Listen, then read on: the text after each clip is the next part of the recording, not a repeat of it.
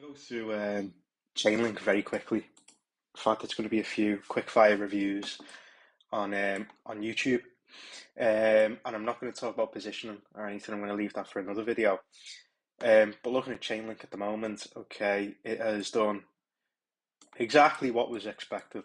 All right, and I've had this level drawn out on Chainlink, which is the $20 to $19.79 level, and you can see we've now tapped into this level and bounced, right? So the up close candle of interest was this up close candle. Why was this of interest? Because this is where we've seen manipulation originate, okay, which you can see there.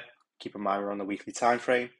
So you can see we manipulate. What do we manipulate? We manipulate the highs, which are over here, okay, and of course this high that's over here is what we call buy side liquidity. Okay, so you can see we've taken buy side liquidity out right here, and you can see we've also taken out this high of the up close candle, which is here. Now, if you remember a saying that I always talk about, it's wicks do the damage, bodies tell the story, right? And you can see that the wicks above, takes out these highs. It's a very similar scenario actually from over here, okay? And if you look at this price action over here, it looks eerily similar, okay, to what we've actually seen over here, right? Because what you actually have is you have this, which is what we call, candle one, and then we're going to go candle two being the swing point, okay, and then obviously candle three, which is just here. Candle three is the beginning of the distribution move, i.e. the reversal, and then candle four, you would expect to see continuation of that trend, okay, which you can see there, right?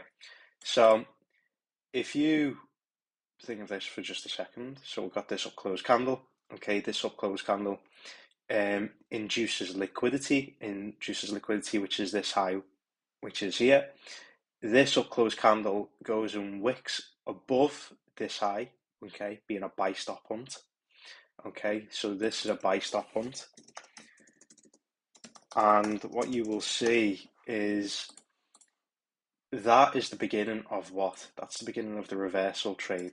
Okay, the reversal trade being to reverse or at least retrace this big impulsive move that we've got over here. Okay, so as probably a lot of people know, I trade manipulation. They're the models I prefer to trade.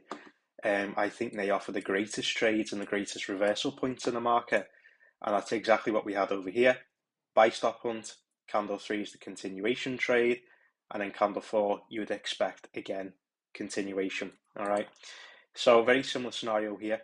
Now the reason why this is actually a little bit better is because we've also done something else, and that is we've taken buy side liquidity. Okay, so we've taken this high, and you can see where is price closing. Price is closing below this high, and price is closing below this high. Okay, so this is all indications that price Chainlink was going to retrace, and it was all a matter of where was it going to retrace towards before it bounces. Okay, so you can see we've taken buy side liquidity. We've obviously got the buy stop hunt, which is here. This concept is obviously candle range theory, which I, to an extent, do like to use. But I try and, not sort of say this is a Romeo concept or anything I like, because I don't particularly like Romeo as a trader. But this does work actually quite nicely. Okay, so we've got this up close candle. This up close candle obviously induces a high, which is here.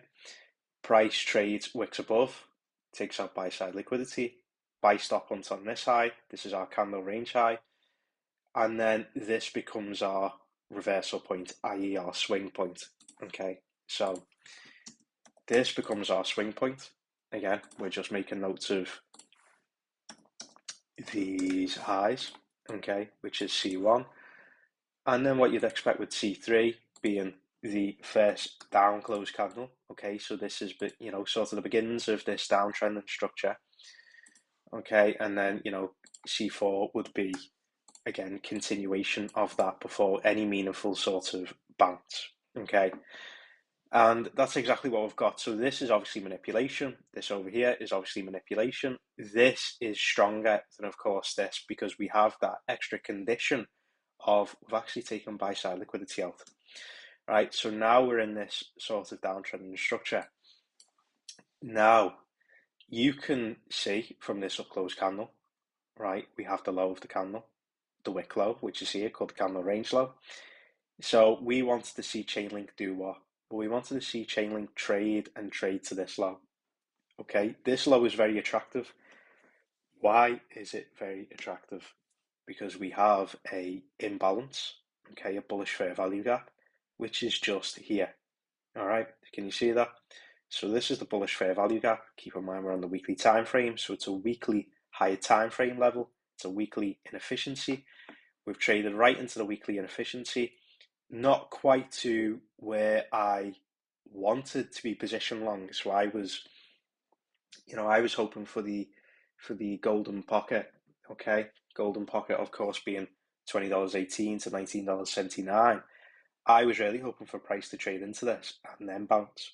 Okay, but we have got a bit of a bounce, so this move is being front run at the moment, which is fine. Okay, so we've taken out liquidity, being this low over here, and we've bounced in the weekly inefficiency, which is our key high time frame level, right? And now we're beginning to bounce. So this is obviously a bit of an update with Chainlink at the moment. As you can see, all the other reversal points look pretty much identical to what we've seen over there, again over here, vice versa here. Where does it trade into? It trades into another weekly key high time frame level, which you can see is very evidently there, right? So you can just see how we're sort of framing a similar sort of trade at the moment. Price trades into a key high time frame level, price trades into a key high time frame level, then bounces. Okay, and again here, vice versa, price reverses, but reverses the opposite way before manipulation again. So you can see why I like trading manipulation. Manipulation typically offers the best reversal points in the market and some of the better trades, okay? Because this is where you see the larger moves, right? It's even better from a weekly time frame. So that's a bit of an update with Chainlink. I'm pretty much at the moment just monitoring, okay? But yes, did I have bids set here? Yes, I had bids around $20 Chainlink.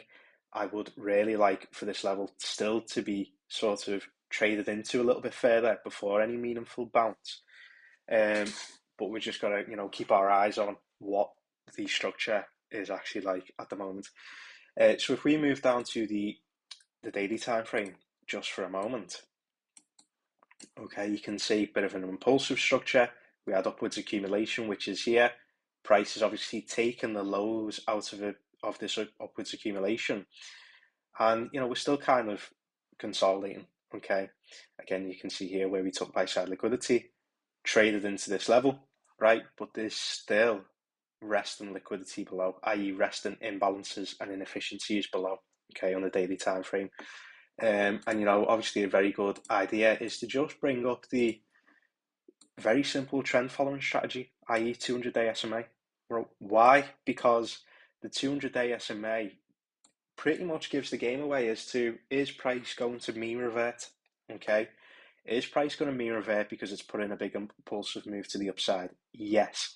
It put in a big impulsive move. It took sufficient liquidity, buy side liquidity. We've seen the weekly swing failure pattern. We've seen this candle range theory form, and now price is traded back towards the 200-day SMA. Okay, so this is Chainlink now mean reverting to the 200-day SMA. Do I believe it's going to go, all the way to the 200-day SMA? Probably not, because what you'll find is as price trades lower and begins to consolidate before higher, this also begins to do what? Well, it begins to climb. Okay, so it begins to climb, and then the average 200-day SMA obviously increases in price. Okay, and if you look at sort of historically, whenever price has been under the 200-day SMA, it's been a pretty good time to buy before a big move higher. Okay, and obviously in this case, this was considered a bear regime. Okay, whilst now we're still in a bull regime. Vice versa, pretty good time to buy before a big impulsive move up. Okay, so again over here, accumulation, 200-day SMA, pretty good time to buy. So, this is kind of like one of these situations where a lot of people are going to get a bit bearish now, a bit bearish into this level. But this is a level that we targeted. This is a key high time frame level that we wanted to see revisited, and now it's here. Okay, it's now here, and it's now this big inflection point in the market because we've just seen $1 million liquidated in crypto. Right, so I'm going to end that there. That's Chainlink. Cheers.